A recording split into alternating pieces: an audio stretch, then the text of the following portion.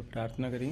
ओम अज्ञानतिमिरन्धस्य ज्ञानाञ्जनशलाकया चक्षुरुन्मीलितं येन तस्मै श्रीगुरवे नमः। नमो विष्णुपादाय कृष्णप्रेष्ठाय भूतले श्रीमते भक्तिवेदान्तस्वामिनिति नामिने।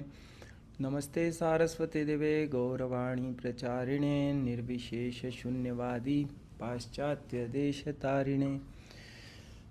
जय श्री कृष्ण चैतन्य प्रभु नित्यानंद श्री अद्वैत गदाधर श्रीवासादि गौर भक्त वृंद। हरे कृष्णा कृष्णा कृष्णा हरे हरे, हरे राम राम राम हरे हरे। तो हम लोग भगवद गीता के ऊपर डिस्कशन कर रहे हैं और फर्स्ट चैप्टर। सो भगवद गीता को सुनना बहुत महत्वपूर्ण है। हमने देखा था कि जो भगवद गीता शुरू हुई है वो धृतराष्ट्र से शुरू हुई। पहला एकमात्र श्लोक जो धृतराष्ट्र बोलते हैं और वो बोलते हैं कि धर्म क्षेत्र कुरुक्षेत्र। सो धर्म क्षेत्र की बात कर रहे हैं। धर्म क्षेत्र कुरुक्षेत्र है, वहाँ पे जो लोग आए वहाँ पे उन्होंने युद्ध के इंटेंशन से आए थे, पर उन्होंने क्या किया। सो धृतराष्ट्र बहुत उत्सुक है सुनने के लिए, और ये फर्स्ट क्वालिफिकेशन है भगवद गीता को समझने के लिए, सुनने के लिए, कि हम सुनने के लिए उत्सुक हैं। तो अगर आप लोग इसको सुन रहे हैं इसका मतलब कि यू हैव दैट क्वालिफिकेशन। और फिर हमने कई सारी बातें की थी, हम सारी चीज़ें रिपीट नहीं करेंगे। जस्ट क्विकली कि भगवान धृतराष्ट्र ने एक श्लोक बोला पूरी भगवद गीता में, संजय ने 41, अर्जुन के 84 और कृष्ण ने 574। तो टोटल 700 श्लोक है। और उसमें पहला चैप्टर मेनली अर्जुन अपने कारण बता रहे हैं कि वो युद्ध क्यों नहीं करना चाहते। तो हमारा भी इसी प्रकार से वो हमको रिप्रेजेंट कर रहे हैं अर्जुन कि क्या कारण है कि हम अपनी लाइफ में आगे नहीं बढ़ पाते, क्यों हम कोई एक्शन नहीं कर पाते हैं। तो अलग अलग कारण हैं, वो हम सुनेंगे आज।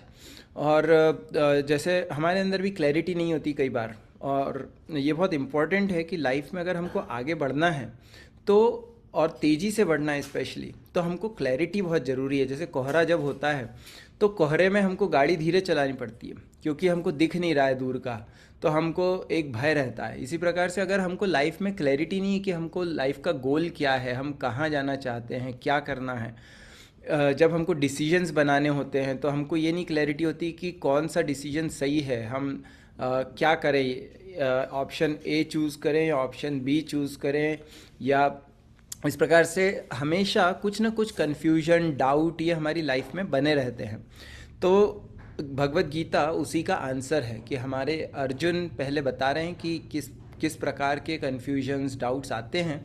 और भगवद गीता सुनने के बाद लास्ट में फिर उन्होंने क्या कहा, कृष्ण को अर्जुन ने कहा कि नष्टो मोह स्मृतिर्लब्ध्वा तत्प्रसादात् मया अच्युता, कि आपसे ये सुनने के बाद मेरा मोह और सब नष्ट हो गया है, मुझे क्लैरिटी आ गई है, और अब करिष्ये वचनम तव, मैं वो करने के लिए तैयार हूँ जो सही है।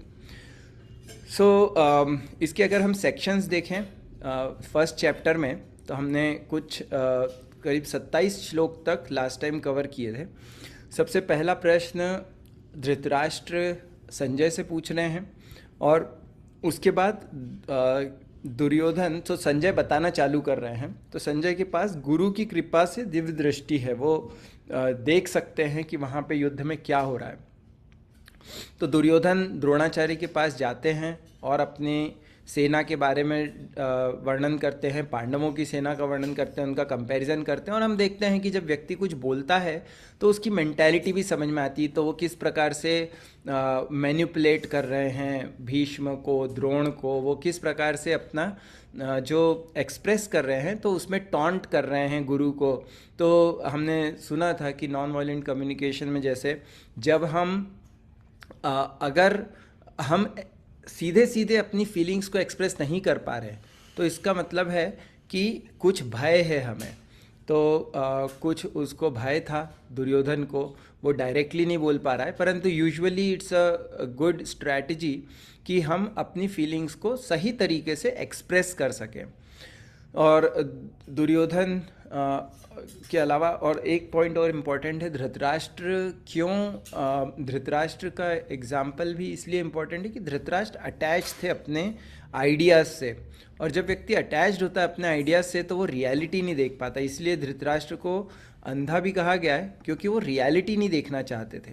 तो कई बार हम देख के भी देखना नहीं चाहते, तो ये धृतराष्ट्र है, तो हमको वैसा नहीं बनना है। सो आगे तो फिर दुर्योधन ने अपना एक्सप्रेस किया कि भीम और अर्जुन यहाँ पर हैं, उनके समान और बहुत सारे धनुर्धर हैं, और कृष्ण का नाम नहीं लिया, जबकि कृष्ण सामने खड़े थे।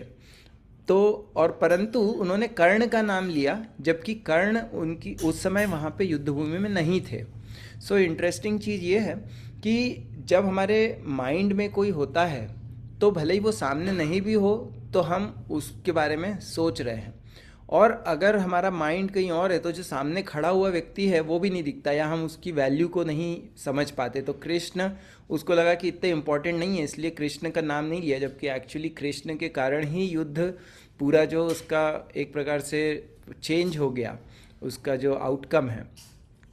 सो बहुत सारे प्रेडिक्शंस भी हैं कि हम, मेरे लिए अपना जीवन त्याग करने के लिए लोग आए हैं इतने सारे राजा, तो वो ऑलरेडी ये था कि वो मरने वाले हैं। और फिर उसके बाद भीष्म देव ने अपना शंख बजाया, और फिर उसके बाद दिव्य कृष्ण और अर्जुन ने अपने दिव्य शंख बजाए। तो इससे दिव्य शंखों से ये बताया गया है कि क्योंकि जीत जो कृष्ण के साथ है उसी की जीत होगी, जैसा आखिरी श्लोक में भी भगवत गीता के आते हैं कि यत्र योगेश्वरः कृष्ण यत्र पार्थो धनुर्धरः तत्र श्री विजयो। तो जहाँ पे कृष्ण हैं और उनके भक्त हैं वहाँ पे ही विजय होती है। तो कृष्ण के अलग अलग नाम भी बताए गए हैं, ऋषिकेश और वो सब हमने सुने थे, उसके अलग अलग अर्थ हैं। परंतु जब इन लोगों ने शंख बजाए, अलग अलग राजाओं ने, कृष्ण ने, अर्जुन ने, और जब उतना जो उसका शोर था उससे जो कौरवों की पार्टी थी उसके हृदय विदीर्ण होने लगे, इतना, क्योंकि वो कॉन्फिडेंस बताता है कि जिस साइड कृष्ण होते हैं वो व्यक्ति कॉन्फिडेंट रहता है कि उसी की जीत होगी, और भले एटलीस्ट हमको क्लैरिटी है कि हम जीवन में जो कर रहे हैं वो सही कर रहे हैं। सो इसलिए we have to take side of Krishna. और फिर अर्जुन के ऊपर सीन शिफ्ट होता है कि अर्जुन कृष्ण को बोलते हैं कि आप इस रथ को बीच में लेके चलिए। तो ऑलरेडी उनके माइंड में कुछ डाउट्स आने लगे हैं, और क्योंकि शंख बज चुके हैं, मतलब युद्ध एक प्रकार से चालू हो गया है, पर उसके बाद वो बोल रहे हैं कि मैं देखना चाहता हूँ कि कौन कौन युद्ध करने आया है। तो ये कृष्ण का अरेंजमेंट है। कृष्ण भगवत गीता बोलने के लिए अर्जुन को एज अ इंस्ट्रूमेंट यूज़ कर रहे हैं। सो फिर उसके बाद, और ये भी है कि यहाँ पे हमको कृष्ण का भक्त वत्सल स्वरूप समझ में आता है कि जो सारथी होता है, यहाँ पे कृष्ण को पार्थ सारथी भी हम देखते हैं। तो वो पार्थ यानी अर्जुन का रथ चला रहे हैं, और अर्जुन का रथ चला रहे हैं इसका मतलब उनकी सेवा कर रहे हैं, और बहुत ही निम्न रूप से, जैसे कि लात से बताना पड़ता है। हमने सुना था कि जो युद्ध कर रहा है वो लात से बताता है, लात से बॉडी पे लगा के कि लेफ्ट जाना है, राइट जाना है, क्योंकि इतना शोर है और इतना वो बात नहीं कर सकते। तो वो भी खाने के लिए भगवान तैयार हैं अपने भक्त के लिए। तो ये एक बहुत ही पावरफुल ये है इंडिकेशन कि कृष्ण अपने भक्त के लिए कुछ भी करने के लिए तैयार होते हैं, अपनी प्रतिज्ञा तक तोड़ने के लिए तैयार होते हैं। तो वो हम कभी और सुनेंगे भीष्म के बारे में। और फिर फाइनली अब 27वें वर्ष के बाद उन्होंने सबको देखा सामने, और फिर अब अर्जुन अपने रीजंस दे रहे हैं कि वो क्यों फाइट नहीं करना चाहते हैं। तो 4 मेन रीजंस दिए उन्होंने। 28 to 30 वर्ष में, 28 से 30 में वो कंपैशन है, उनका करुणा है अपने बंधुओं के प्रति और जो संबंधी हैं उसके प्रति, और उसके उनके अंदर कुछ शारीरिक लक्षण उसके कारण होते हैं। 31 से 35 श्लोक में दूसरा कारण है कि मैं जीत भी जाऊंगा तो मुझे कुछ आनंद नहीं आएगा, क्योंकि हम कोई भी काम करते हैं तो कुछ आनंद के लिए करते हैं, तो वो हम डिटेल में सुनेंगे। 36 से 38 में तीसरा कारण है कि हमें पाप लगेगा। ऐसा अर्जुन बोलते हैं कि हम अगर ये मारेंगे इन लोगों को तो मुझे पाप लगेगा। और चौथा कारण 39 से 43 में कि जब हम लोगों को मारेंगे तो जो बड़े हैं वो जब खत्म हो जाएंगे, मतलब कुलक्षये प्रणश्यन्ति कुल धर्मा सनातन, तो वो हम सुनेंगे कि कुल का जब नाश होता है तो उसके जो प्रभाव है उसके कारण पूरी सोसाइटी का सिस्टम स्ट्रक्चर बिगड़ जाता है, और इसलिए हमें ये कार्य नहीं करना चाहिए। और फिर आखिरी में 44 to 46 में अर्जुन बोलते हैं कि मैं लड़ना नहीं चाहता। तो इस प्रकार से ये एक वेरी हाई लेवल ओवरव्यू है। सो 28वें श्लोक में अर्जुन बोलते हैं कि कृष्ण इस प्रकार युद्ध की इच्छा रखने वाले मित्रों तथा संबंधियों को अपने समक्ष उपस्थित देखकर मेरे शरीर के अंग कांप रहे हैं और मेरा मुंह सूखा जा रहा है, मेरा सारा शरीर कांपा जा रहा है 29, और मेरे रोंगटे खड़े हो रहे हैं, मेरा गांडीव धनुष मेरे हाथ से सरक रहा है और मेरी त्वचा जल रही है। फिर 30 श्लोक में बोलते हैं मैं अब यहाँ और खड़ा रहने में असमर्थ हूँ, मैं अपने को भूल रहा हूँ और मेरा सर चकरा रहा है। हे कृष्ण, मुझे तो केवल अमंगल के कारण दिख रहे हैं। सो हम बहुत सारी चीज़ें यहाँ पे सीख सकते हैं। पहला तो कृष्ण अर्जुन को ऐसा क्यों फील हो रहा है, क्योंकि अर्जुन वो ये उनके अंदर करुणा है, परंतु आगे कृष्ण बोलेंगे कि ये जो करुणा है ये अच्छी चीज़ है, कंपैशन होना चाहिए, पर ये गलत जगह पे तुम लगा रहे हो, क्योंकि वो सिर्फ शरीर को देख रहे हैं। वो लॉन्ग टर्म, जैसे हम बोलते हैं ना कि शॉर्ट टर्म विजन होता है और एक लॉन्ग टर्म विजन होता है, तो वो सिर्फ शॉर्ट टर्म चीज़ें देख रहे हैं, लॉन्ग टर्म नहीं देख रहे हैं, या सुपरफिशियल लेवल पे देख रहे हैं, डीप में डेप्थ में नहीं देख रहे हैं। तो सुपरफिशियल मतलब सिर्फ बॉडी, और डेप्थ में मतलब कि हम बॉडी के अलावा माइंड है, इंटेलिजेंस है और सोल है, तो सोल तक वो देख ही नहीं पा रहे हैं। परंतु इम्पॉर्टेंट चीज़ ये है कि अर्जुन वो अपनी बॉडी में फील कर रहे हैं इन सिम्टम्स को, और ये हम हीलिंग उसमें देखते हैं कि बहुत इम्पॉर्टेंट होता है कि हम अपनी बॉडी से बहुत कनेक्टेड रहें। जब हम अपनी बॉडी से कनेक्टेड होते हैं तो हम एक प्रकार से परमात्मा से कनेक्टेड हैं, हम रियलिटी को देख पाते हैं। नहीं तो हम बहुत समय मेंटल लेवल पे रहते हैं।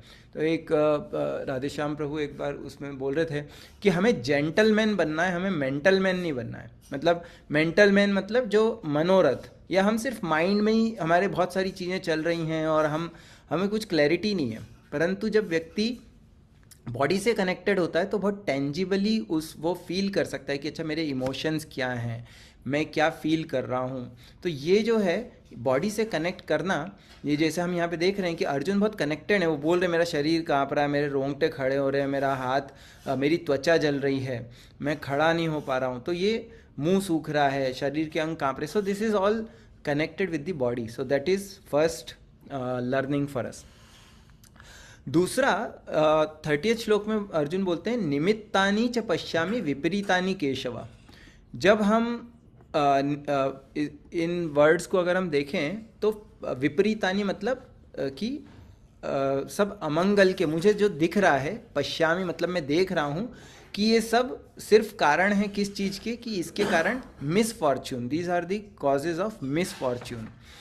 तो ऑल्दो अर्जुन कृष्ण के साथ वहाँ पे उनको पता है कि क्या करने गए थे, और परंतु उनको लग रहा है कि मैं जो सोच रहा हूँ उसका उल्टा ही होगा, विपरीतानि। सो कई बार ऐसा होता है हमारे साथ भी कि हम कुछ प्रयास करते हैं कुछ करने के लिए, हम किसी को हेल्प करना चाहते हैं और उल्टा हो जाता है, वो व्यक्ति ऑफेंड हो जाता है और वो व्यक्ति और हमसे और दूर हो जाता है। या कई बार हम कुछ अपने लिए कुछ करना चाहते हैं और हम सोच रहे हैं कि हमको फ़ायदा होगा, पर उसकी जगह नुकसान हो जाता है। तो ये विपरीतानि हो जाता है। So we have to understand कि ऐसा क्यों होता है। और कई बार क्या होता है कि हम इसका मेन रीज़न भी यहाँ पे बताया गया है कि क्योंकि उनको रियलिटी से वो डिसकनेक्टेड थे। हम जब मटेरियल चीज़ों से अटैच्ड होते हैं तो हम फिर मोह में पड़ जाते हैं और फिर उसके कारण भय होता है, और भय के बाद हमारा जो माइंड है वो डिस्टर्ब हो जाता है, तो फिर हम होपलेस हो जाते हैं कई बार कि जैसे यहाँ पे अर्जुन बोल रहे हैं कि मुझे तो सिर्फ निमित्तानि विपरीतानि पश्यामि, मुझे तो ऐसा लग रहा है बस कि सब उल्टा ही होने वाला है। और तो हम भी कई बार ऐसी सिचुएशन में चले जाते हैं, हमको लगता है कि आई एम होपलेस, मेरे या ये व्यक्ति से मुझे अब कोई उम्मीद नहीं है, आई के नॉट रियली हैव कि ये व्यक्ति बदलेगा नहीं। सो इस प्रकार से बहुत सारी चीज़ें होती हैं। बट समटाइम्स कई बार ये भी होता है कि जब हम एक पर्टिकुलर परिस्थिति में इतना अंदर खो जाते हैं तो हम उसकी बिगर पिक्चर नहीं देख पाते। So we are not able to see the reality. परंतु बाहर से कोई व्यक्ति देख पाता है कि ये ऐसा कर रहे हैं, ये सही है, ये गलत है, पर हम इतने ज़्यादा उसके अंदर घुसे हुए हैं। तो ऐसे बायसेस के बारे में मैं पढ़ रहा था, बहुत पावरफुल सब्जेक्ट है और बहुत प्रैक्टिकल यूजफुल सब्जेक्ट है कि हमारे इतने सारे बायसेस होते हैं कि हम चीज़ों को अपने कलर्ड लेंस से ही देखते हैं, पूरी दुनिया को। और इवन रीजनिंग भी जो हम देते हैं, तो अभी आगे भी आएगा कि एक बायस होता है जिसका नाम है मोटिवेटेड रीजनिंग बायस, कि अगर हमको कुछ ऑप्शन ए और बी दो ऑप्शंस हैं और हमारी इच्छा ऑप्शन ए की तरफ है, तो हम रीजनिंग भी वैसी देंगे किसी और को कि बताएंगे कि हाँ ऑप्शन ए अच्छा है, भले रियलिटी कुछ और हो, पर क्योंकि हम बायस्ड हैं इसलिए हम वैसा करेंगे। और ऐसे ही कन्फर्मेशन बायस होता है, बहुत इंटरेस्टिंग है कि हर व्यक्ति अपने बिलीफ के अनुसार ही सुनता है। जो एग्जिस्टिंग बिलीव्स है वो फिल्टर होके व्यक्ति के अंदर चीज़ें जाती हैं। So these are all because we are not able to see the reality. जिस प्रकार से अर्जुन रियलिटी को नहीं देख रहे हैं, वो सिर्फ अपने बायसेस के अनुसार वो देख रहे हैं। सो ये पहला रीज़न लॉजिक अर्जुन देते हैं कि क्यों फाइट नहीं करना चाहिए, क्योंकि करुणा है उनको कि हम इनमें मैं कैसे अपने संबंधियों को मार सकता हूँ। उसके बाद नेक्स्ट आता है कि 31 to 35 में अर्जुन बोलते हैं कि अगर मैं जीत भी जाऊंगा तो मुझे ऐसा लगता नहीं कि मुझे कुछ फ़ायदा होगा, मुझे कोई लाभ नहीं होगा, मुझे कुछ आनंद नहीं मिलेगा। और उसके रीजंस क्या दिए जाते हैं?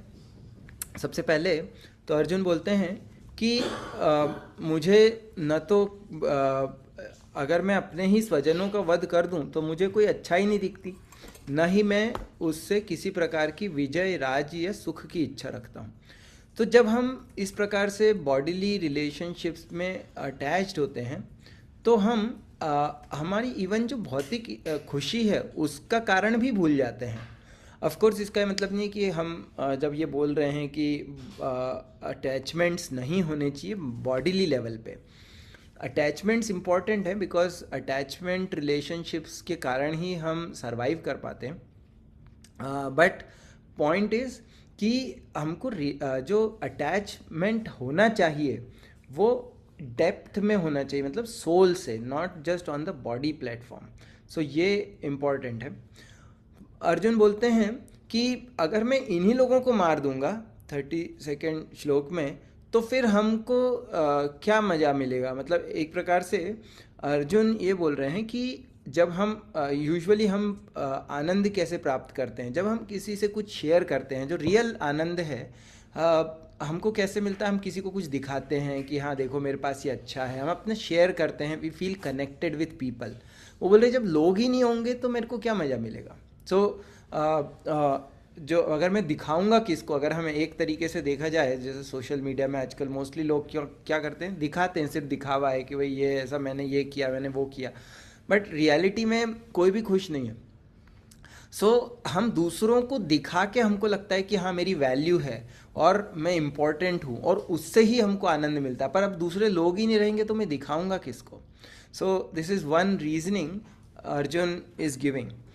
पर साथ ही साथ ये भी है कि इवन बहुत सारी रिसर्च है वो बोल रही है कि how do we feel happy and satisfied in our life. So एक 75 ईयर लॉन्ग स्टडी है जिसमें ये बताया गया है कि उसमें उन्होंने बहुत लंबा स्टडी किया, बहुत सारे एस्पेक्ट्स लोगों के जीवन के, और ये कंक्लूड किया, one of the conclusion is कि रियलिटी में व्यक्ति जो खुश है वो वही है जिसके अच्छे रिलेशनशिप्स हैं, वही व्यक्ति हैप्पी है और सेटिस्फाइड है। बहुत पैसा होने से भी व्यक्ति हैप्पी एंड सेटिस्फाइड नहीं है, बहुत सारी ऑप्युलेंस है, संपत्ति है, बैंक बैलेंस है, उससे भी व्यक्ति सेटिस्फाइड नहीं है। सिर्फ वो व्यक्ति सुखी है जिसके की कनेक्शंस है लाइफ में। सो इसलिए अर्जुन बोल रहे हैं कि जब मेरे लाइफ में कनेक्शंस ही नहीं रहेंगे तो मैं खुश कैसे रहूँगा। So this is important, what we value. हमको वैल्यू क्या करना है, जब अगर हमको दो चॉइसेस बनानी हो, एक में हमको एक रिलेशनशिप हम रख सकते हैं और दूसरे में हमको कुछ मटेरियल चीज़ मिल सकती है, तो हमको कोशिश ये करनी चाहिए कि हम रिलेशनशिप को रखें। क्योंकि जो चीज़ें हैं, आई थिंक राधानाथ महाराज का कोट है कि कि एक पर्सन की वेल्थ को उन चीज़ों से गिना जाता है जो चीज़ें पैसा नहीं खरीद सकता। सो मतलब कि वेल्थी मतलब वो नहीं है जो सिर्फ पैसे से चीज़ें खरीद रहे हैं, पर वेल्थ वो है जो इनटेंजिबल है, जो जैसे कि रिलेशनशिप्स हैं। When people care for us, that's when we become happy, we feel happy. So ये एक इम्पॉर्टेंट पॉइंट यहाँ पे अर्जुन बता रहे हैं।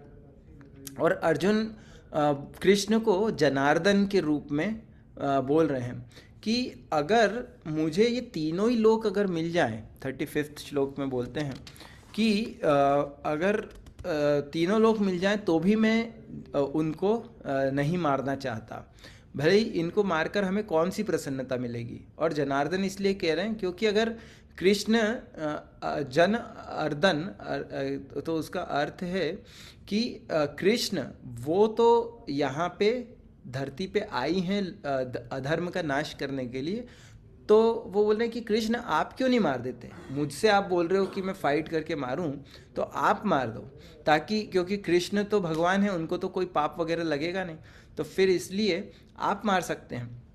परंतु एक्चुअली कृष्ण आगे बताते हैं कि भगवान बहुत कुछ कर सकते हैं, पर वो अब इंस्ट्रूमेंट्स के रूप में हमको यूज़ करना चाहते हैं। जब हम रेडी हैं एज ए इंस्ट्रूमेंट यूज़ होने के लिए, जैसे जब तीर चलता है तो तीर एक निशाना लगा सकता है, पर उसको निशाना लगाने वाला व्यक्ति जहाँ चलाएगा वहाँ पे वो तीर जाएगा। तो उसी प्रकार से हमको वो धनुष या वो तीर बनना है जिसको कृष्ण कहीं पे भी निशाना लगा सके और हमारे द्वारा दूसरों को इंस्पायर कर सके, दूसरों को हेल्प और सपोर्ट कर सके। So this is the environment we need to create.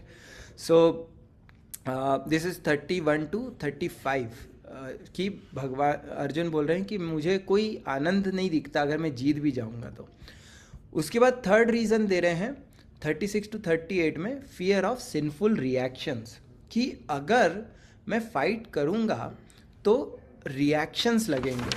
कैसे? अर्जुन बोलते हैं, वर्ड यूज़ करते हैं, पापम एवाश्रयेत अस्मान हत्वा एतान आततायिनः, कि यदि हम ऐसे आतताइयों का वध करते हैं तो हम पर पाप चढ़ेगा, अतः यह उचित नहीं होगा कि हम धृतराष्ट्र के पुत्रों तथा उनके मित्रों का वध करें।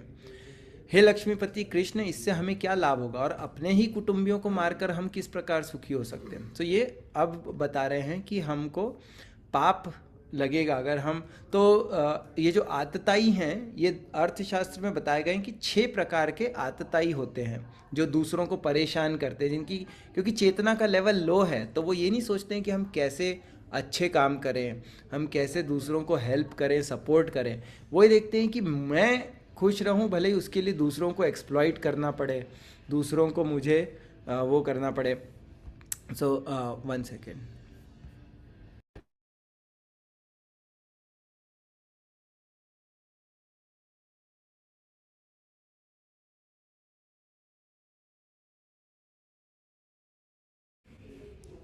ओके, सो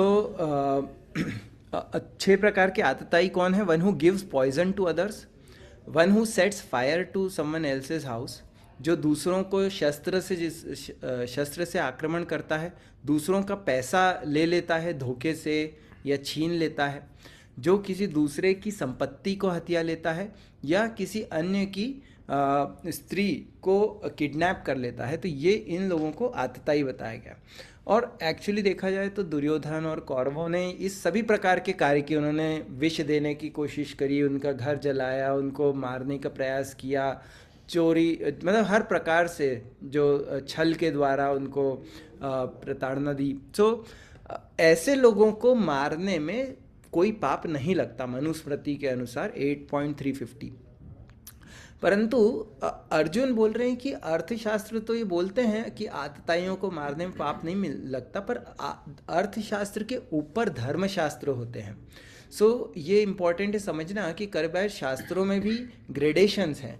कुछ इंस्ट्रक्शंस लोअर लेवल के लिए हैं कि जो लोगों को करना चाहिए, और फिर हायर लेवल की कुछ चीज़ें होती हैं कि हायर लेवल की क्या हैं, जैसे कि जो धर्मशास्त्र बोलते हैं कि धर्मशास्त्रों में ऐसा लिखा है कि वो इस प्रकार के कार्य करने चाहिए। तो फिर हमको जब इस प्रकार की कन्फ्यूजन हो, कई बार लोग बोलते हैं कि अरे शास्त्रों में ये भी लिखा है ये भी लिखा है, तो हमको ये समझना ज़रूरी है कि शास्त्रों में अलग अलग लेवल्स हैं, क्योंकि अलग अलग लेवल के लोग हैं, तो हर किसी को सेम प्रिस्क्रिप्शन नहीं दिया जा सकता। जैसे दवाइयाँ हैं, जब बीमारी अलग अलग होती है तो डॉक्टर अलग अलग दवाई देता है, वो ये नहीं बोलता कि अच्छा एक दवाई सब लोग ले लो। सो हर बीमारी के लिए अलग दवाई है। कोई दवाई ब्लड प्रेशर बढ़ाती है, कोई ब्लड प्रेशर को कम करती है, तो दोनों डिपेंडिंग की बीमारी क्या है उस हिसाब से डॉक्टर दवाई देता है। तो उसी प्रकार से शास्त्र भी अलग अलग अर्थशास्त्र हैं, धर्मशास्त्र हैं और भक्ति शास्त्र हैं। तो सबसे ऊपर बताते हैं, आगे भी आएगा और श्रीमद् भागवतम में आता है कि धर्मम तो साक्षात भगवत प्रणीतम, कि जो धर्म है जो भगवान बोल रहे हैं वो धर्म है और उससे ऊपर और कुछ भी नहीं है।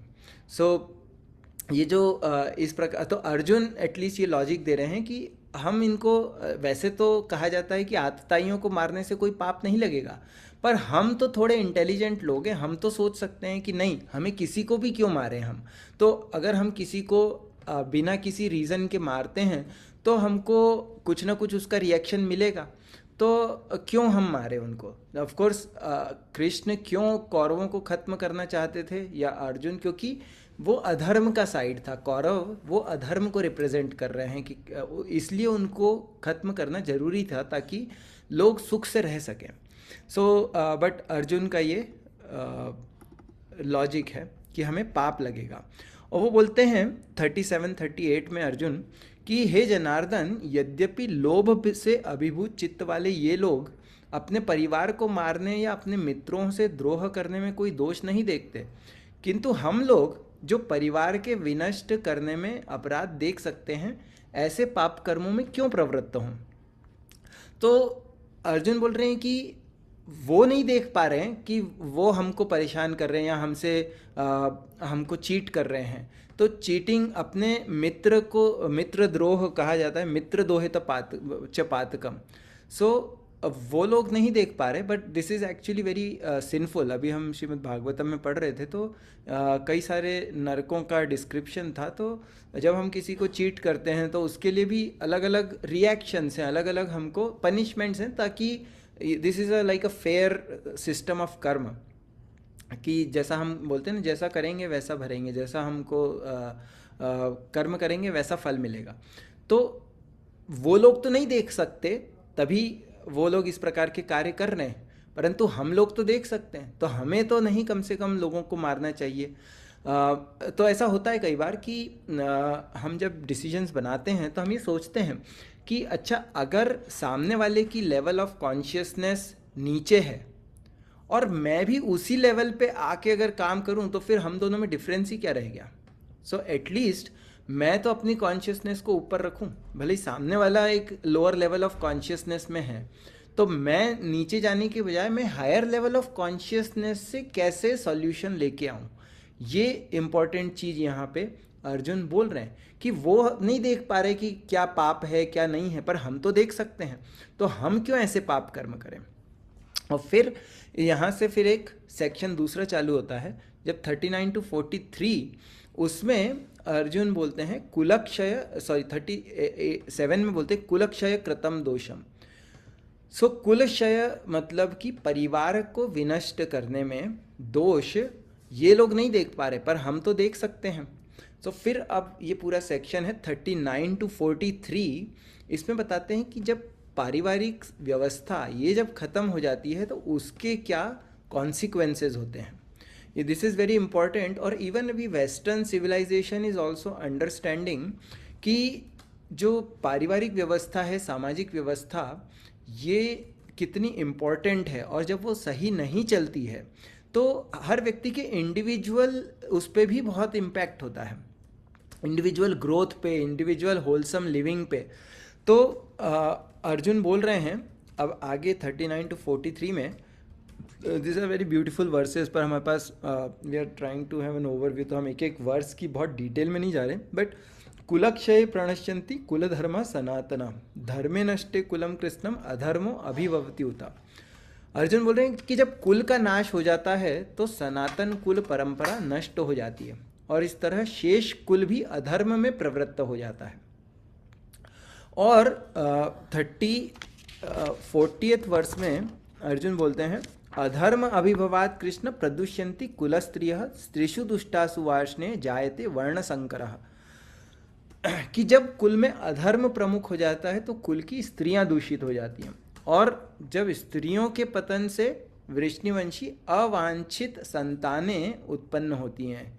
हे वृष्णिवंशी, कृष्ण को बोल रहे हैं आप तो वृष्णिवंशी हैं, वार्ष्णेय, आप तो बहुत उच्च कुल में हुए हैं, तो आपको नहीं पता कि वर्ण संकर क्या होता है। पर लोगों के अगर जब इस प्रकार से कुल परंपराएं नष्ट हो जाती हैं तो वर्ण संकर होता है, और वर्ण संकर से क्या होता है, संकरो नरका एव कुलग्ना नाम कुलस्य च पतंति पितरो ही येषाम लुप्त पिंडोदक क्रिया, कि जब नेक्स्ट जनरेशन, तो let's take one verse at a time, क्यों, तो पहले बोल रहे हैं कि जब बड़े लोग जैसे एल्डर्स हैं वो अगर नहीं रहेंगे तो क्या होगा, कुल की परंपराएं नष्ट हो जाएंगी, और जब कुल की परंपराएं नष्ट हो जाएंगी तो अधर्म होगा। तो यूजुअली क्या होता है कि एल्डर्स का जो एक बहुत इम्पॉर्टेंट रोल रहता है वो ये है कि to give guidance to the next generations, उनको सही चीज़ें सिखाना, उनको बताना कि क्या सही है क्या गलत है, क्योंकि उनको एक्सपीरियंस है, उन्होंने कई सालों तक जीवन जिया है, और उन्होंने जो चीज़ें आगे अपने पेरेंट्स से, अपने प्रीवियस जनरेशन से प्राप्त की है, वो आगे देने का कार्य ये एल्डर्स का है। अनफॉर्चुनेटली क्या है कि अभी क्योंकि बहुत सारे कारणों से, क्योंकि ये जो सामाजिक परंपराएं, ये सामाजिक पूरा व्यवस्था ही नष्ट हो गई है, तो इसलिए पूरा मैसी हो गया है, इन द सेंस कि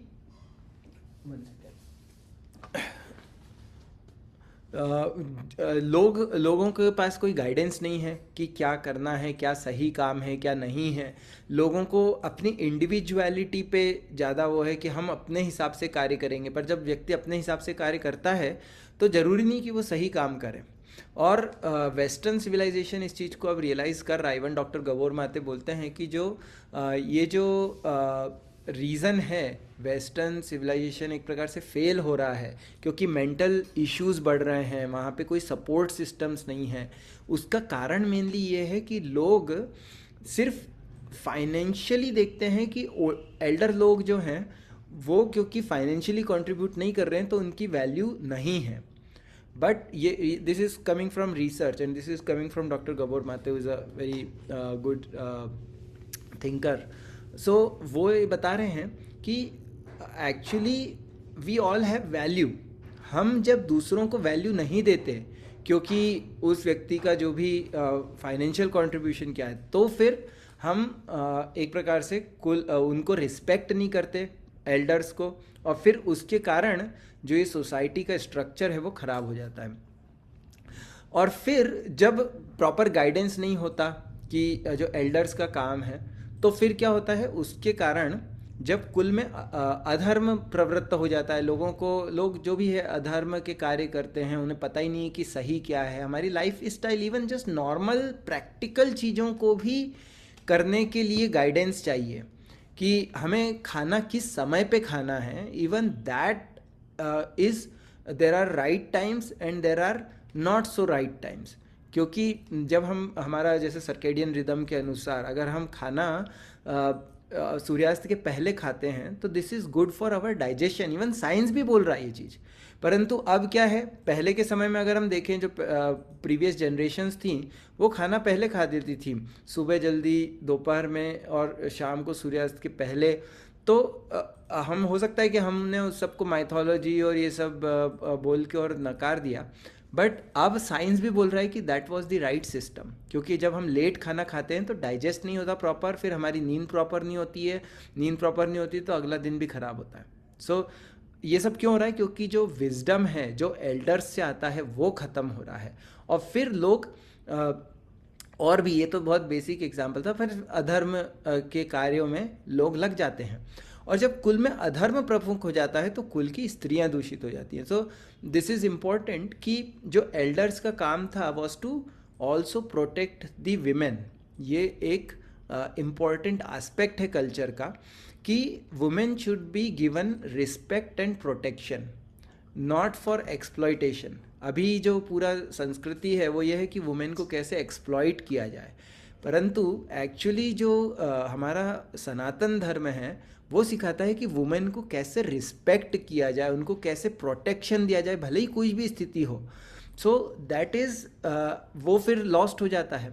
और जब वो लॉस्ट हो जाता है तो कुल की स्त्रियां दूषित हो जाती हैं. और फिर उससे क्या होता है, आगे की जनरेशन्स उनको कोई सही गाइडेंस नहीं मिलता. तो ये भी एक इम्पॉर्टेंट पॉइंट है कि स्त्रीषु दुष्टासु वार्ष्णे जायते वर्ण संकर. वर्ण संकर मतलब कि ऐसी संतानें जो जिनको क्लैरिटी नहीं है कि क्या सही है क्या नहीं है, वर्ण संकर. और वो किससे आता है? जब स्त्रियां सही कार्य नहीं करती. So very important, women are का बहुत इम्पॉर्टेंट रोल है. कई बार लोग बोलते हैं कि वो वुमेन जो वर्किंग हैं उनकी वैल्यू है, और कई बार लोगों को आजकल गर्ल्स को या लेडीज़ को, वुमेन को ये लगता है कि अगर वो काम कुछ कमा नहीं रही हैं तो उनकी कोई वैल्यू नहीं है. But this is actually against जो प्रॉपर प्रिंसिपल्स हैं सोसाइटी के. क्यों? क्योंकि वुमेन की एक बहुत इम्पॉर्टेंट रिस्पॉन्सिबिलिटी है टू नरिश द फैमिली. और जब ऑफ कोर्स नेचुरली जब वो काम करती हैं तो उनके पास इतना समय नहीं होता है कि वो फैमिली के लिए उतना समय दे पाएँ या बच्चों के लिए समय दे पाएँ. और वो जब नहीं होता है तो किड्स आर डिस्कनेक्टेड, बच्चे डिस्कनेक्टेड होते हैं मदर से, और कहते हैं mother is the first teacher, first पहली गुरु माता होती है. तो अगर माता ही अवेलेबल नहीं है तो उनको सही संस्कार, सही चीज़ें नहीं दिखेंगी. और फिर उसके कारण जो आगे की जनरेशन्स, पूरा मतलब पूरा सोसाइटी का सिस्टम ही इसीलिए ख़राब हो रहा है. क्यों? क्योंकि हमने ये वैल्यू नहीं सिखाई कि आपका रोल बहुत इंपॉर्टेंट है. लोगों को क्यों लगता है कि हमको वर्क करना है? क्योंकि they don't feel protected, they don't feel कि हमारी वैल्यू है अगर पैसे नहीं कमा रहे हैं तो, इसलिए वो काम करना चाहती हैं. अदरवाइज़ तो ट्रेडिशनल सोसाइटी में ये रोल्स थे कि भैया ये वुमेन का रोल है, which is very important role to nourish the family, और मैन का रोल है to protect and provide for the family. तो पैसे कमाना ये मेल का रोल है और प्रोटेक्शन देना. सो हम अगर उसको ऐसा देखते हैं कि नहीं ये बड़ा है ये छोटा है, तब हम गड़बड़ कर देते हैं. और वही बता रहे हैं यहाँ पे कि ये वर्ण संकर होता है. और संकरो नरकाएव कुलग्ना नाम कुलस्य च.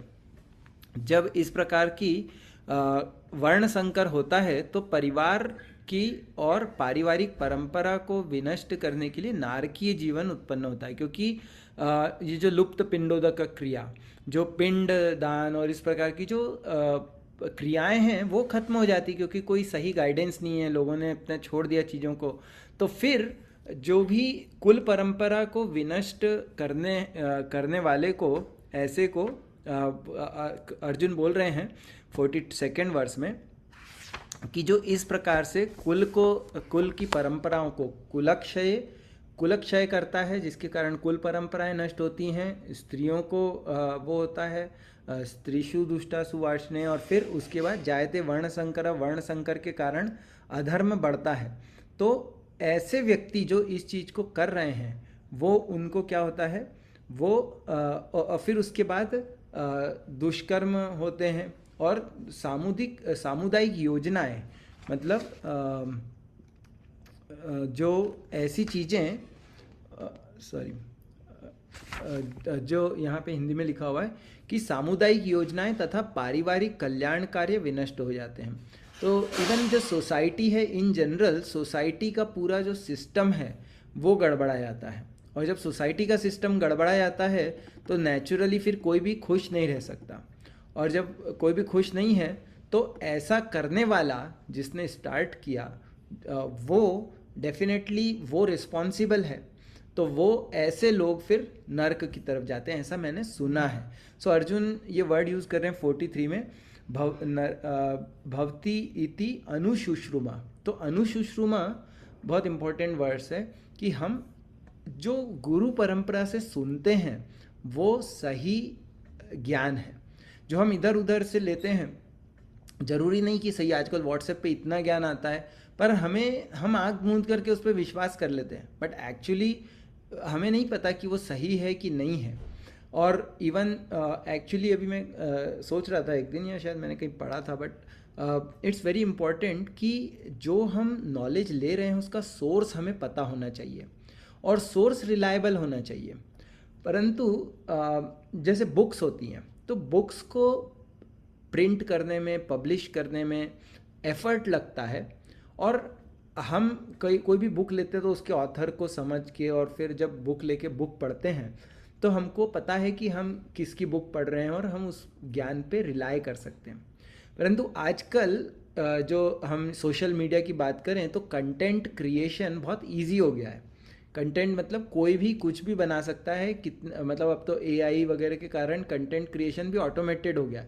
लोग ऐसे ऐसे मतलब कंटेंट बना रहे हैं जिसमें हमको पता ही नहीं कि वो कहाँ से आया, किसने बनाया, उसमें जो बोल रहे हैं वो सही है या नहीं है, पर क्योंकि हमको वो कंटेंट दिख रहा है तो हमको लगता है कि ये सही हो सकता है, तो हम बिना जांचे परखे उस पर विश्वास करना शुरू कर देते हैं, और जिसके कारण हमको बहुत सारी इन्फॉर्मेशन रॉन्ग मिलती है, इनकरेक्ट मिलती है। और अब तो एआई के कारण ऐसी चीज़ों के भी, रिसेंटली मैं देख रहा था कि एक बहुत प्रोमिनेंट पर्सन है जिनके लाखों फॉलोअर्स हैं, और यूट्यूब पे एक चैनल है जिसमें उनकी आवाज़ में ऑडियो था बहुत सारा, और फिर मैंने कमेंट्स में पढ़ा तो कमेंट्स से समझ में आया कि वो जो ऑडियो था वो एआई जनरेटेड था। इसका मतलब कि उस व्यक्ति ने वो बोला ही नहीं, परंतु हजारों लोग उसको सुन रहे हैं ये सोच के, ये एज्यूम करके कि वो व्यक्ति बोल रहा है, बट एक्चुअली उस व्यक्ति ने बोला ही नहीं है, तो एआई जनरेटेड। तो एआई जनरेट करके आप कुछ भी किसी की भी आवाज़ में बोल सकते हो, और हमें पता ही नहीं है कि मतलब आई वॉज सो सरप्राइज, क्योंकि मुझे भी नहीं समझ में आया था कि ये एक्चुअली एआई जनरेटेड। तो कमेंट्स वगैरह में पढ़ के मुझे पता चला, and I was like shocked कि ये जो है अब हम कैसे रिलाई करें कि ये जो मैं सुन रहा हूँ या मैं जो ज्ञान ले रहा हूँ वो सही सोर्स से आ रहा है या नहीं आ रहा है। तो we have to be very careful कि हम अनुशुश्रुमा जो गुरु परंपरा से जो प्राप्त कर रहे हैं वो हम ध्यानपूर्वक सुने, और हर चीज़ को हम वेरीफाई करके और रिलायबल सोर्सेज से ही एक्सेप्ट करें। एनीवेज, उसके बाद दो श्लोक और बचे हैं बस, 44, 45 और 46। तो 40, अब ये लॉजिक्स फिनिश हो गए। अब इसके बाद अर्जुन बोल रहे कि सॉरी कृष्णा, मैं फाइट नहीं कर सकता। तो अर्जुन बोलते हैं 44th वर्ष में कि कितने आश्चर्य की बात है कि अहोबत महत पापम कर्तुम व्यवसिता वयम यद राज्य सुख लोभे न हंतुम स्वजनम उद्यता, कि हम राज्य के सुख के लिए अपने ही स्वजनों को मारने के लिए रेडी हैं। और इंटरेस्टिंग चीज़ ये है कि इसके पहले अर्जुन ही ये लॉजिक दे रहे हैं कि मुझे राज्य का सुख भी नहीं चाहिए, मैं तो उनको मारना ही नहीं चाहता हूँ। सो मैं सोच रहा था कि क्योंकि अभी मैं बायसेस के बारे में पढ़ रहा हूँ, तो इसको मोटिवेटेड रीजनिंग बायस बोलते हैं, कि जब हम कोई पर्टिकुलर लॉजिक है, हम रीजनिंग वो देते हैं जो हमारे बिलीफ सिस्टम को सपोर्ट करती है। तो अर्जुन एक तरफ तो ये मतलब कि वो फाइट नहीं करना चाहते, तो एक प्रकार से होता है ना कई बार कि हम एक्सक्यूजेस देते हैं, बस कि हमको कुछ भी एक्सक्यूज़ देना है। तो अर्जुन एक्सक्यूज़ दे रहे हैं कि अरे हम तो राज्य को सुख भोगने के लिए लोगों को मारने के लिए रेडी हैं, ये कितने आश्चर्य की बात है। पर इसके पहले ही अर्जुन खुद बोल रहे हैं कि मुझे तो कोई फ़ायदा नहीं दिख रहा है, कि अगर राज्य मिल भी जाएगा तो क्या फ़ायदा अगर लोग नहीं होंगे तो। सो वो अपने ही उसको कॉन्ट्राडिक्ट कर रहे हैं। तो इस प्रकार से, so I don't know if I am clear, but ये जो द पॉइंट इज़ कि हमारे कई बार हम ही इतने बायस्ड होते हैं कि हमें नहीं पता होता कि हम क्या बोल रहे हैं, क्या लॉजिक्स दे रहे हैं, और हम जो क्लैरिटी के बिना कुछ चीज़ों को प्रेजेंट करते हैं। फिर अर्जुन 45 में बोल रहे हैं कि यदि शस्त्रधारी धृतराष्ट्र के पुत्र मुझे निहत्ते तथा मैं बिना लड़ई अगर वो मुझे मार देंगे तो भी माम अप्रतीकारम, तो भी वो मेरे लिए अच्छा है। तो ये अर्जुन का वो है कि मैं बेसिकली लड़ना नहीं चाहता। और फिर आखिरी में संजय बोल रहे हैं कि युद्धभूमि में इस प्रकार कहकर अर्जुन ने अपना धनुष तथा बाण एक और रख दिया और शोक संतप्त चित्त से रथ के आसन पर बैठ गया, क्योंकि जब फाइट होती है तो खड़े होके फाइट होती है, बैठ के नहीं होती। तो he was ready to fight, पर अब अर्जुन बैठ गए कि अब मैं फाइट नहीं कर सकता। तो इस प्रकार की हमारी भी मेंटेलिटी है कि हम कंफ्यूज हो जाते हैं, हमको नहीं पता कि क्या करना है और इसलिए हम अपनी एक्शंस को नहीं कर पाते। कहीं पे ये भी सुना था कि यही इसी प्रकार के कुछ रीजंस हम भक्ति के लिए भी देते हैं कि क्यों हम भगवत गीता को अपनी लाइफ में अप्लाई नहीं कर सकते या क्यों हमको नहीं करना है। सो सटल रूप में, कभी कभी सूक्ष्म रूप में या कभी कभी ग्रॉस रूप में हम ये कहते हैं कि अच्छा हम तो ये कंपैशन, किसी और ने बोल दिया कि नहीं नहीं ऐसा मत करो तो हमारे उसको अच्छा नहीं लगेगा, इसलिए मतलब हमारे जो हम कुछ करना चाह रहे हैं, हम कुछ लेट्स से स्पिरिचुअल लाइफ में कुछ स्टेप्स लेना चाहते हैं, पर कोई और व्यक्ति आके बोल दे कि नहीं नहीं वो ऐसा मत करो, और हम इसलिए नहीं कर रहे क्योंकि दूसरे को अच्छा नहीं लगा। तो ये कंपैशन है, पर ये कंपैशन क्या है, रॉन्गली प्लेस्ड है। फिर ऐसे ही हमको लगता है कि अरे मज़ा भी नहीं आएगा, क्या मतलब है, हम अगर कई बार ऐसे रूल्स रेगुलेशंस फॉलो करने से हमारी लाइफ में हमको कोई आनंद कैसे मिलेगा। बट दिस इज़ ऑल्सो, जैसे अर्जुन बोल रहे थे सेकेंड रीज़न, कि मुझे तो लग नहीं रहा है कि मैं जीत भी जाऊंगा तो मुझे आनंद तो नहीं मिलने वाला। तो हम यही बोलते हैं कि अरे रूल्स रेगुलेशंस फॉलो करने से आनंद क्या आएगा। But actually even motivational speakers के लिए भी मैं सुन रहा था तो वो भी यही बोल रहे थे कि जो हमारा रियल बेनिफिट है, आनंद है, वो कब मिलता है, जब हम लाइफ में डिसिप्लिन रखते हैं। लाइफ में अगर डिसिप्लिन नहीं है तो हम सफ़र करते हैं, हम दुखी रहते हैं। जैसे पतंग का उदाहरण दिया जाता है कि पतंग अगर कंट्रोल्ड है किस चीज़ से, धागे से, तो पतंग ऊपर जाती है। पर अगर पतंग की रस्सी काट दी जाए ये सोच के कि चलो इसको ये रस्सी है, रस्सी उसको रोक रही है, और रस्सी को काट देंगे तो पतंग ऊपर जाएगी या नीचे आएगी। हमको अनुभव है कि पतंग तुरंत नीचे आ जाएगी। एक्चुअली जब हम रूल्स एंड रेगुलेशंस को ये सोच के कि नहीं मुझे फ्रीडम नहीं मिलेगा और छोड़ देते हैं तो हम, और हमारी लाइफ नीचे आती है, ऊपर नहीं जाती। और फियर ऑफ सिंफुल रिएक्शंस, कई बार हम जस्टिफाई करते हैं कि अरे अगर हम ऐसे ये कार्य नहीं करेंगे तो हमको पाप लगेगा या समथिंग, या हमारे कुछ लोग वो हो जाएंगे, उनको अच्छा नहीं लगेगा। इस प्रकार के हम रीजंस देते हैं। But finally we have to understand कि what is to be done and what is not to be done, ये हमको किसी से गाइडेंस लेके सीखना है। जैसे अर्जुन, अभी इसके बाद आएगा कि ये फर्स्ट चैप्टर में अर्जुन बोल रहे हैं, कृष्ण सुन रहे हैं, और फिर उसके बाद फाइनली अर्जुन बोलते हैं कि शिष्यस्ते हम शादिमाम त्वाम प्रपन्नम, कि अब मैं आपका शिष्य हूँ, आप मुझे बताइए कि क्या करना है। जब उस लेवल पे फिर तब कृष्ण बोलना चालू करते हैं, and that is when actually Bhagavad Gita एक प्रकार से स्टार्ट होती है। एक और चीज़ हम यहाँ से सीख सकते हैं कि जब कृष्ण ने, ऐसा नहीं फर्स्ट चैप्टर में उन्होंने एक शब्द भी नहीं बोला, तो अगर हम किसी से कनेक्ट करना चाहते हैं तो पहले हमको ध्यान से सुनना होता है, उस व्यक्ति को समझना होता है। इवन नॉन वायलेंट कम्युनिकेशन में भी ये चीज़ है कि सबसे पहले first step is observe what the other person is saying without any judgment, without any interpretation and evaluation. We observe, या हम सुनते हैं और we try to understand the other person कि उसकी फीलिंग्स हैं क्या, उसकी नीड क्या है, फीलिंग्स क्या है और फीलिंग्स के पीछे नीड क्या है। जब हम ये समझते हैं then we can help the other person. नहीं तो क्या होता है, यूजुअली कोई आता है हमारे पास कुछ बोलता है तो हम तुरंत उसको एडवाइस देना चालू कर देते हैं, क्योंकि हर व्यक्ति को लगता है कि मुझे बहुत पता है, मैं जो बोल रहा हूँ वो सही है और ये व्यक्ति इसको ज़्यादा नहीं समझता। हर व्यक्ति एक्चुअली यही सोचता है। इंटरेस्टिंगली इस बायस का भी एक नाम है, बट नाइव समथिंग बायस, हर व्यक्ति को लगता है कि मैं सही हूँ। बट हम यहाँ पे सीख रहे हैं कि कृष्ण ने सुना, सिर्फ सुना, कुछ भी नहीं बोले। और फिर नेक्स्ट चैप्टर में जब अर्जुन बोलेंगे कि नाउ आई रिक्वेस्ट यू कि आप कुछ बोलिए, मैं आपका स्टूडेंट हूँ, तब फिर कृष्ण बोलना चालू करते हैं। So these are very practical things. हम एक एक श्लोक से, एक एक शब्द से बहुत सारी प्रैक्टिकल चीज़ें सीख सकते हैं। So will stop here and C.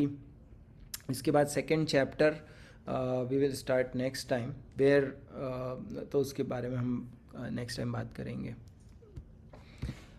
So let's see, any questions और कमेंट्स या कुछ प्रैक्टिकल चीज़ें जो अगर आपको लगी।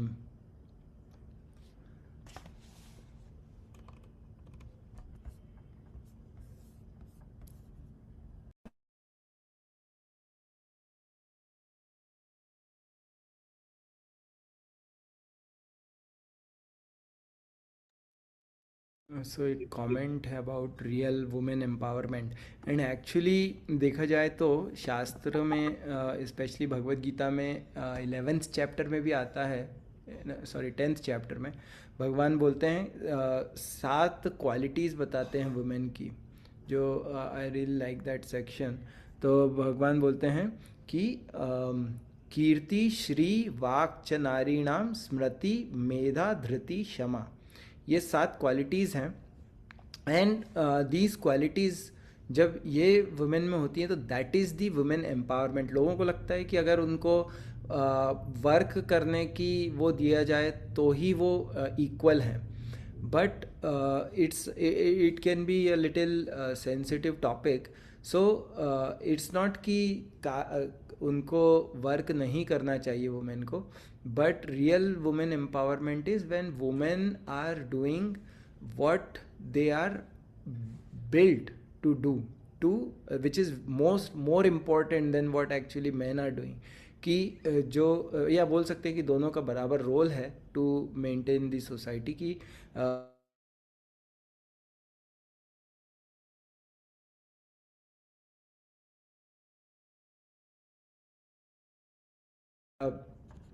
एनीवेज, सो अर्जुन भी बहुत इंपॉर्टेंट उसको लेके आ रहे हैं पॉइंट को।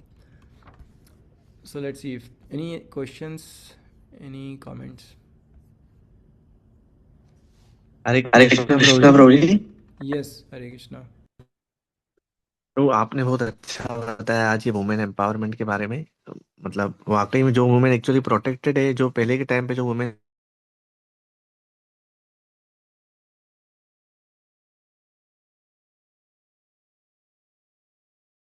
Sorry, आपकी आवाज़ कट गई। I'm not sure if this is my network या ने ने वेल्थ के वेल्थ बारे के में बारे में बताया बताया कि कि वेल्थ से रियल वेल्थ क्या है। रियल वेल्थ है रिलेशनशिप्स, मतलब जो कि मतलब ये कॉमन सेंस है, पर आज की तारीख में अनकॉमन हो गई ये बातें, ये जो आपने बताई।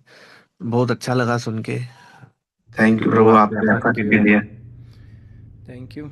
एक्चुअली हमारे शास्त्रों में ऐसा विजडम भरा पड़ा है, और कई लोग उसको समझ भी रहे हैं। सो इसलिए ये हमारी रिस्पॉन्सिबिलिटी कि हम इसको डीपली एब्जॉर्ब करें और उसको अप्लाई करें, क्योंकि ये प्रैक्टिकल लाइफ से में एप्लीकेबल चीज़ें हैं। This is not just some theory या some boring thing. Is very exciting कि how we can apply these things in life.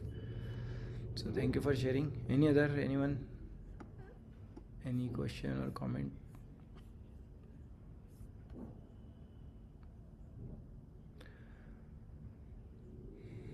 Okay, if not we can stop here. Thank you very much for your time. जैसे हमने सुना धृतराष्ट्र की जो qualification थी कि वो ईगर था ये सुनने के लिए, और यहाँ पे अनुशुश्रुमा भी अर्जुन बोलते हैं कि ये मैंने सुना है, तो और जो मैंने सुना है सही सोर्स से वो रिलायबल है। उस इसलिए वो उस लॉजिक जब भी हम कुछ देते हैं, पहले होता था कि लोग बोलते थे कौन से शास्त्र में लिखा है, तो पूछा जाता था कि शास्त्र में है तो हम उसको उसके ऊपर बात कर सकते हैं। अगर हमारे मन से कुछ विचार आया है तो उसकी कोई वैल्यू नहीं है। So it's nice that you are spending time to hear this, and let's hope that we also apply this in our life.